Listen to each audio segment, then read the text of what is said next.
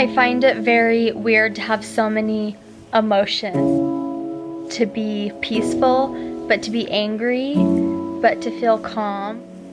God puts rainbows in the clouds so that each of us in the dreariest and the dreadest of days can still see a glimmer of hope. Continue to hold, and I will be with you shortly.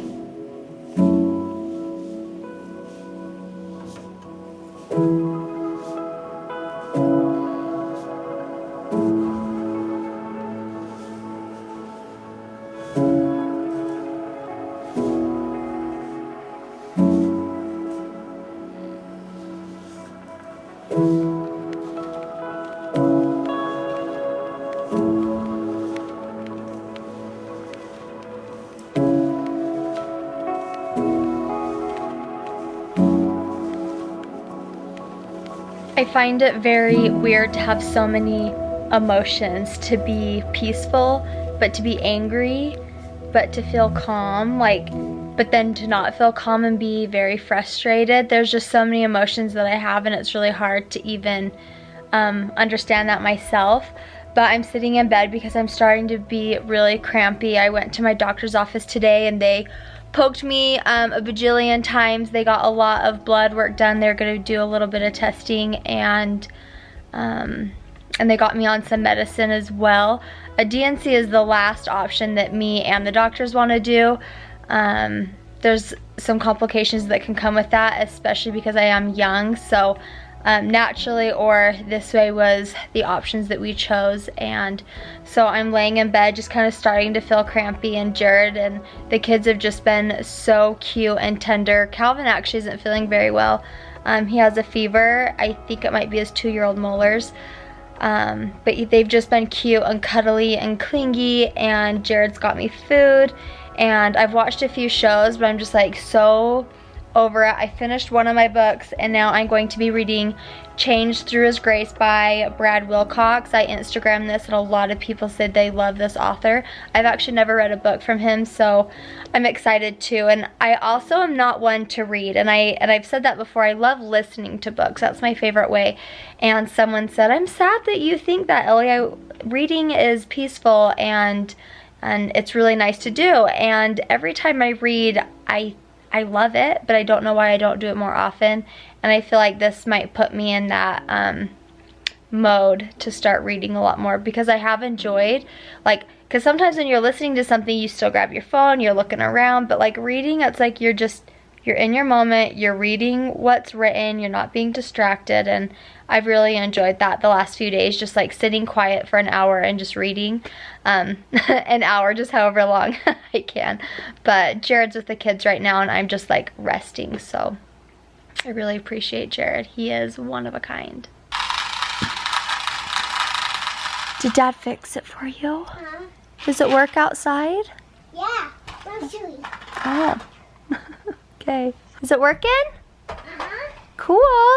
I'm an awesome dad. There's few moments where I'm I'm a good dad, and that was one of them. What'd you do? I took it apart and I fixed it from the inside. Matt would be very proud of you.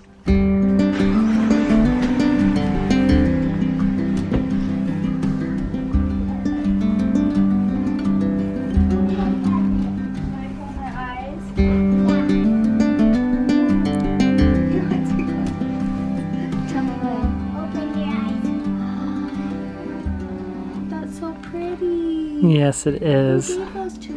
I don't know yet. Let me read the card. Oh, that was so sweet.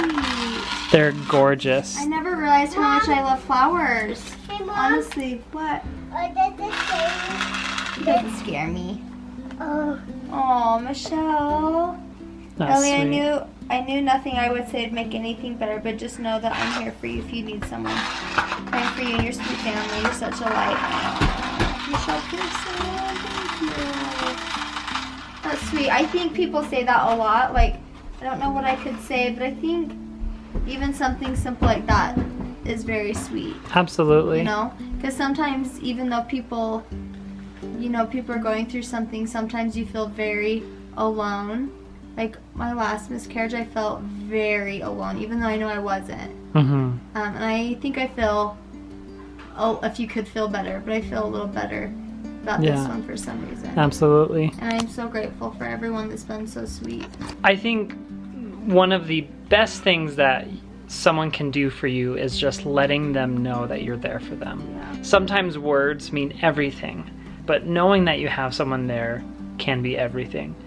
And my sweet brother Matt, like, they know exactly what we've gone through. Ruby knows exactly what we've gone through. So many of our family members have gone through these miscarriages.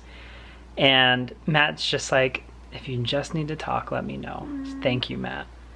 And I think just knowing like this, just having someone say that they're there if you need them, I think is very, very sweet. So thank you to all those.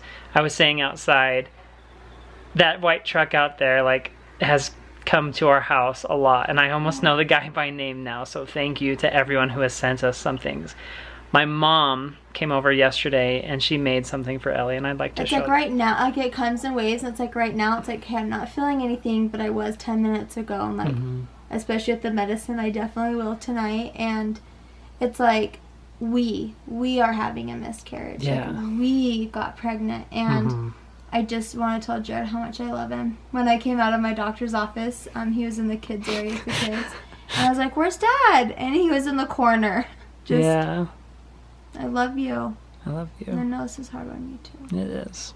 It is hard on me, but having someone there. Yeah. I've got you by my side, and you've got me by your side, and And baby, we're gonna cry in each other's arms. Well, speaking of, so I was just slumped down in the corner in the kids' playroom, like holding back the tears.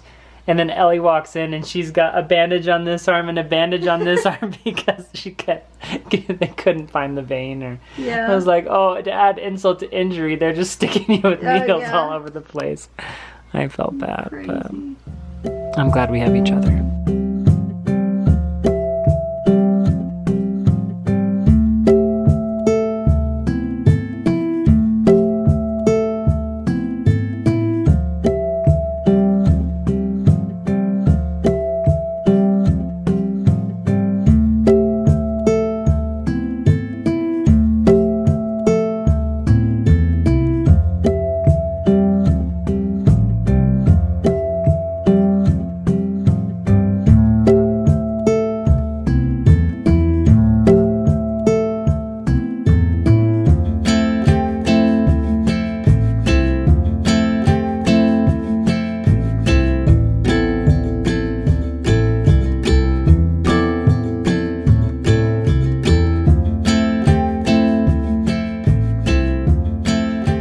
I think one of the hardest things about having a miscarriage is you essentially go through it twice. First, when you find out that you're having a miscarriage, and then when you physically go through the pain of having the miscarriage. First is the emotional pain, and then the physical pain. And that's a lot of what Ellie's been going through tonight. She's been going through a lot of pain right now, and she's finally getting some rest. It's been a difficult night for her, but she is very strong and she's very resilient, and I'm so grateful for her and for her example. There's a lot of stuff that's going on in the world today that can cause us a lot of pain. My hometown had a school shooting. Like, that is crazy to me.